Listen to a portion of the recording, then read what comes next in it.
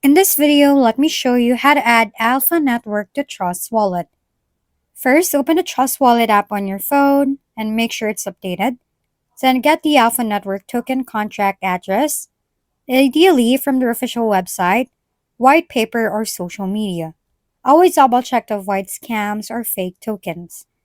Next, manually add the token. On the home screen, scroll down and find the Manage Crypto button and tap on it. Next, on the top right, locate the plus icon and tap on it. Change the network to the correct one, like BNB Smart Chain or Ethereum, depending on where Alpha is deployed. Paste the contract address and fill in the name, symbol, and decimals. Then tap Import. Now you see Alpha Network listed in your wallet, and any tokens sent to your address will show up here. Keep in mind that Alpha Network is currently in its mining or testing phase and doesn't have a public token yet. Don't send funds unless this contract is verified on PCS Scan or Etherscan.